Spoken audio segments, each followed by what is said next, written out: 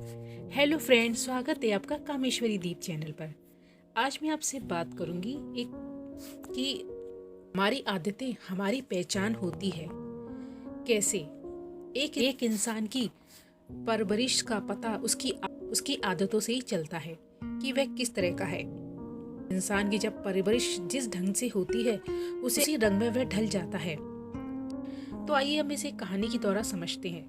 ध्यान से सुनिएगा फ्रेंड्स, ये कहानी बहुत ही अच्छी कहानी है। ये तब आपको पता चलेगा। एक बार बादशाह अकबर के दरबार में एक अनजान व्यक्ति नौकरी करने की तलाश में आता है। बादशाह ने उसकी योग्यता पूछी तो उसने कहा कि मैं अपनी बुद्धि से, ज्ञान से किसी भी समस्या का हल आसानी से कर सकता हूँ।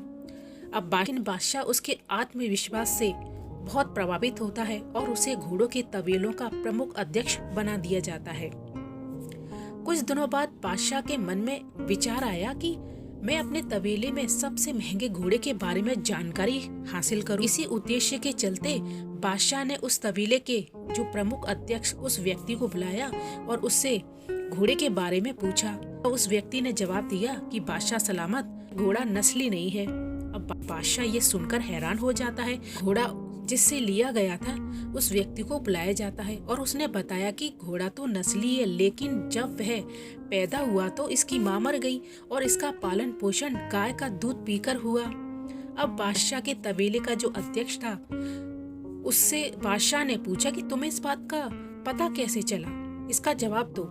व्यक्ति बोला कि यह घोड़ा जब भी घास खाता तो गायों की तरह सर नीचे करके ही खाता, जबकि नस्ली घोड़े जब भी घास खाते हैं तो वो घास मुंह में दबा लेने के बाद में सर को उठा लेते हैं और फिर खाते हैं।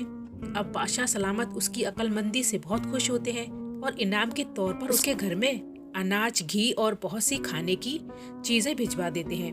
अब इतना ही नहीं, उसे अपनी जो मलिका थी उसकी देख रेख के लिए महल में तैनात कर दिया गया। अब बादशाह ने अपने को उस व्यक्ति की याद आई और उसने बुलाकर उसने अपनी बेगम के बारे में पूछा। तब उस व्यक्ति ने बताया कि रहन सहन तो मल्लिका जैसा है, लेकिन वह शहजादी नहीं है। अब इतना सुनकर बादशाह के पैरों तले जमीन खिसक जाती है। उसका सर चकरा गया। उसे समझ में नहीं आ रहा था कि हकीकत क्या है। अब वह हकीकत जानने के लिए तब उसने अपनी सास को बुलाया।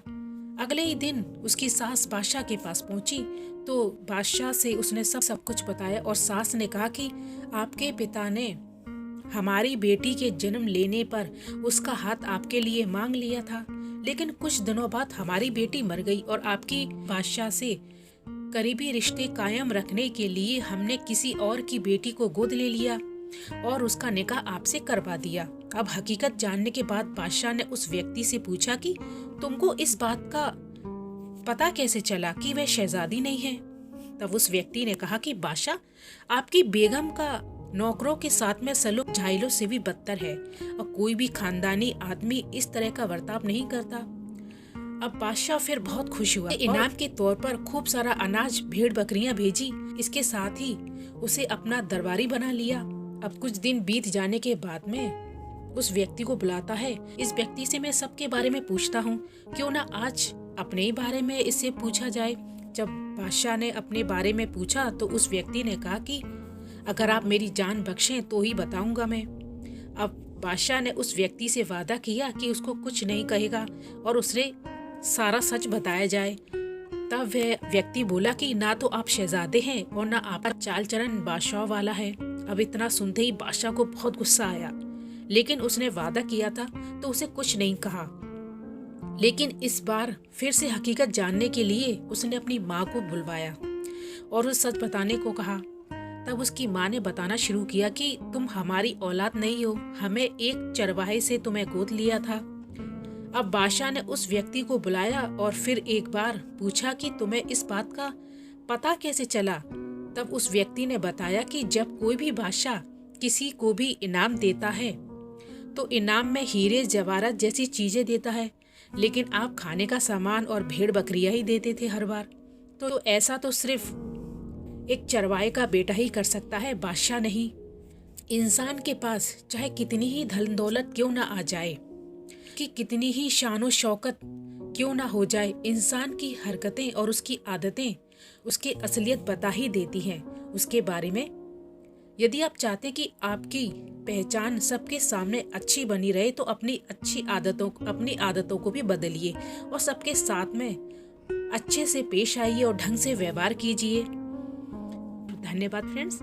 अगर आपको मेरा वीडियो पसंद आया तो इसे लाइक ज़रूर कीजिए, सब्सक्राइब कीजिए मेरे चैनल को, बेल आइकन का बटन उसे भी ज़रूर प्रेस कीजिए। Thank you.